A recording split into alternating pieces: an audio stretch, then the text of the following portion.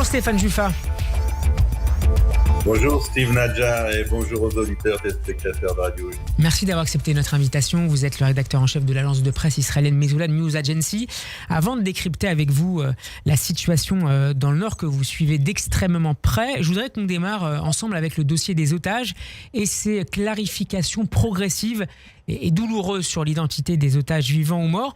Comment tout cela est suivi dans le pays alors que certaines familles appellent à la plus grande prudence en matière de communication ?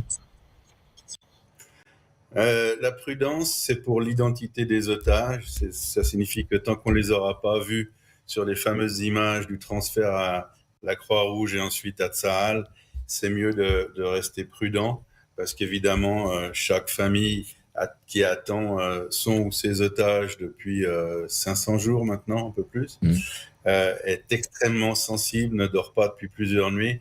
Donc, faire passer de faux rêves, de faux espoirs, c'est très cruel. Donc il faut avoir un tout petit peu de patience et puis voir ce qu'il en est réellement. Pour le reste, on parle de sphère politique et on a eu de la peine lors de votre interview avec le porte-parole de notre ambassade à Paris, parce que la réalité telle qu'on la connaît n'est pas tout à fait la même. Il y a eu avant-hier une discussion au sein du gouvernement israélien qui a duré 5 heures. Pas de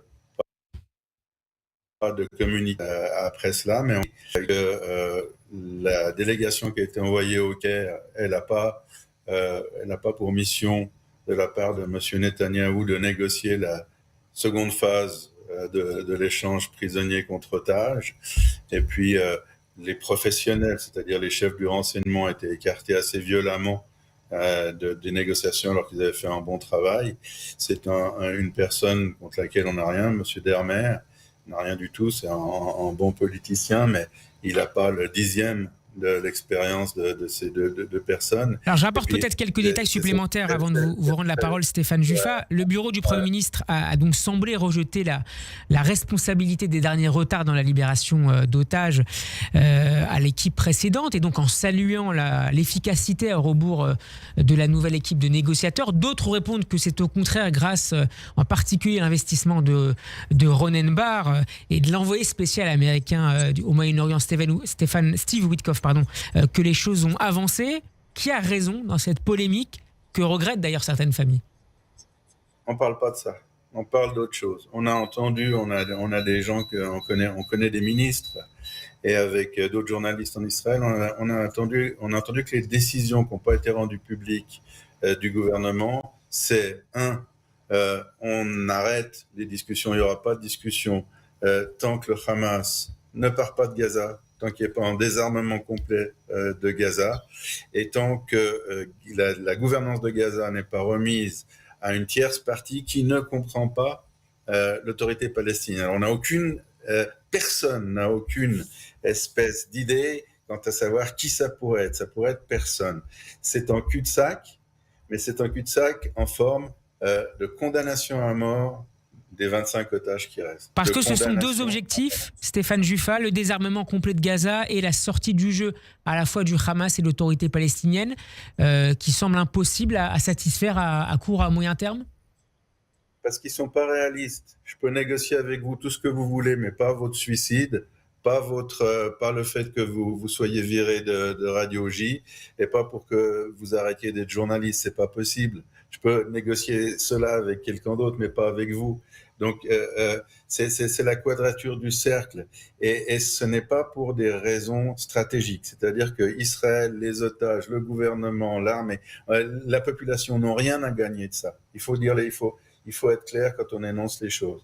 C'est un problème politique, un problème de coalition. C'est une condition de la part du ministre des Finances édéniste, M. Bezalel Smotrich, qui dit que à la seconde où la délégation israélienne s'assiera avec les médiateurs afin de discuter de la deuxième phase, nous quittons le gouvernement.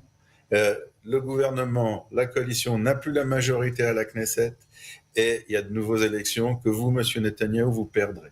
C'est une considération politicienne. Ça existe, les considérations politiciennes.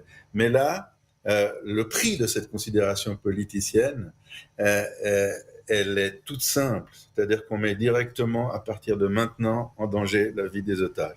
Et ça, selon les sondages d'hier, pour 80% des Israéliens, c'est pas acceptable. Steve, vous avez posé la question très clairement. Quel est le sentiment des Israéliens? Aujourd'hui, on l'a ici.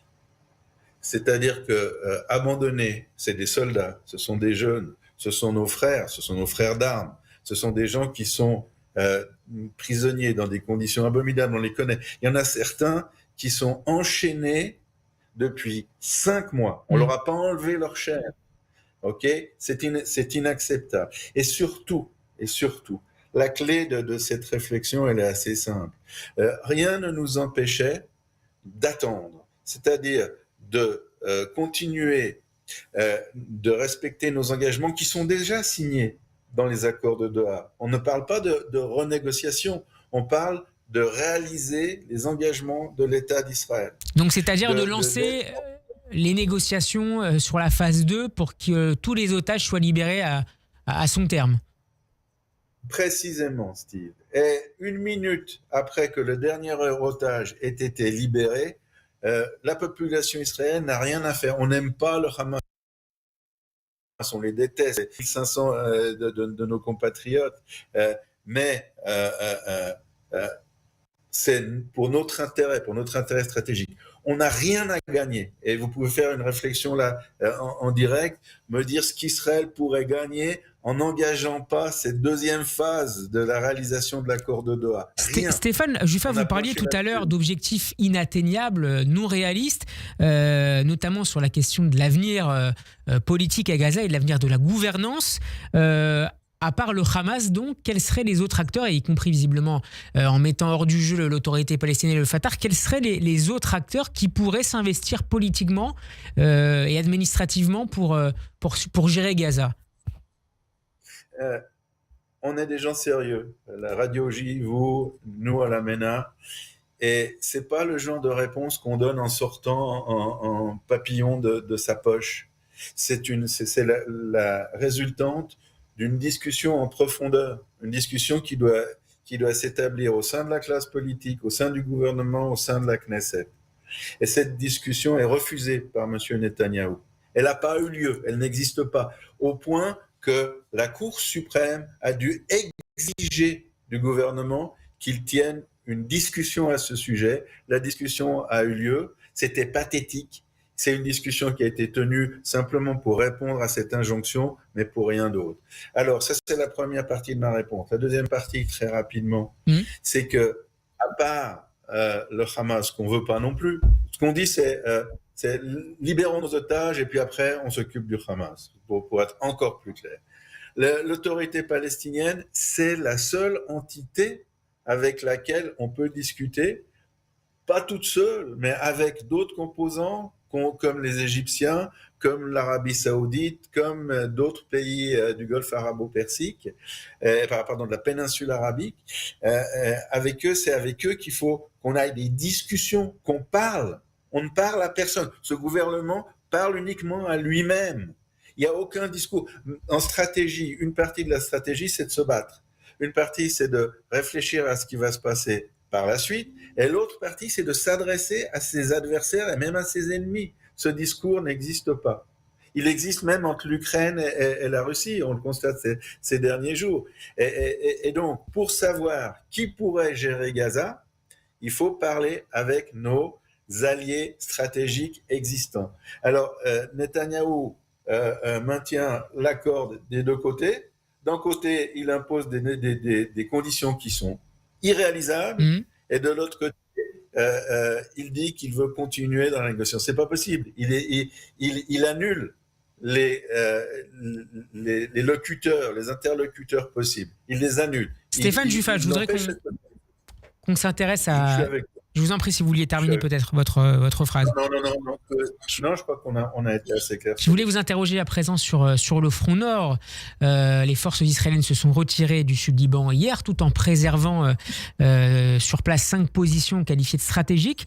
Au vu des engagements israéliens et de la volonté également américaine de faire appliquer ce qui était prévu dans l'accord de cessez-le-feu signé à la fin du mois de novembre, est-ce qu'Israël n'avait pas d'autre choix que de se retirer, donc quasi totalement du sud-Liban? Si Israël avait d'autres choix, mais un des problèmes, c'est que quand on réalise des négociations qui ne sont pas pragmatiques, qui ne sont pas stratégiques, dont le but n'est pas la sécurité d'Israël, la sécurité des otages, la sécurité de l'armée, la sécurité des habitants, on fait des sottises. C'est-à-dire qu'une chose que je peux vous dire, c'est qu'on rend beaucoup trop de terroristes. C'est des milliers de terroristes qu'on est en train de libérer, que ce gouvernement est en train de libérer, comme il l'a fait pour la libération de Gilad Shalit. On rappelle aux téléspectateurs, auditeurs, que pour un soldat israélien, Netanyahou avait libéré 1100 terroristes, dont le chef qui est le chef du Hamas, Sinwar, qui est à l'origine du décès de centaines d'Israéliens. Mais aujourd'hui, est-ce qu'il y avait une autre possibilité que d'accepter ce choix terrible, ce sacrifice terrible pour la sécurité d'Israël, si l'on voulait sortir un maximum d'otages vivants de Gaza? Non, on n'est pas à Gaza, là, Steve, on est au Liban. Oui, mais de manière plus générale, sur le fait qu'on ait besoin pour des intérêts sécuritaires de libérer les terroristes. C'est aussi la question qui se pose aussi bien à Gaza que dans le Nord. Oui, c'est-à-dire que ce que faisaient les chefs du renseignement et du contre-espionnage, c'est se bagarrer pour qu'il y ait le moins de terroristes et le moins de terroristes dangereux échangés. Alors que c'est une question qui intéressait relativement peu le gouvernement. Le gouvernement désirait maintenir ces slogans vides de sens selon lesquels on va détruire le Hamas et le Hezbollah jusqu'au dernier soldat, ce qui n'a jamais existé dans aucune guerre. La volonté de ces gens, c'est de créer des implantations à Gaza. Et ils le disent, on n'a pas besoin d'inventer, on n'est pas là dans l'analyse, on est là dans le report de ce qu'ils font. Smotrich et Ben Gvir proposent, si on recommence. Alors, on n'entend plus Stéphane Juffa, petit problème de... Des négociations, ça n'a rien de se voiler la face. Stéphane, on avait perdu la connexion pendant quelques secondes. Reprenez, je vous en prie. Je ne sais pas si on m'entend maintenant. On vous entend parfaitement. Je voulais vous poser une dernière question. On arrive quasiment au terme de cet entretien. Je me dépêche. Juste au Liban, c'est pas le meilleur, c'est pas du tout le meilleur accord qu'on aurait pu avoir. Ça dépend maintenant de la manière dont on va l'appliquer. Et ces points, j'étais à Metula il n'y a pas 1 heure. J'ai eu la possibilité de voir ce promontoire qui est en dessus de Metula, à partir duquel on peut voir si des terroristes du Hezbollah s'approchent de la frontière. C'est un plus, c'est pas une sécurité absolue. L'accord est pas terrible, mais on va faire avec ce qu'on a. Merci beaucoup Stéphane Juffa d'avoir été avec nous en direct. Je rappelle que vous êtes le rédacteur en chef de l'agence de presse israélienne Metula News Agency et qu'on peut retrouver cet échange sur notre site radioj.fr ainsi qu'en vidéo sur notre chaîne YouTube. À très bientôt sur Radio J. Merci à vous. À bientôt, Steve.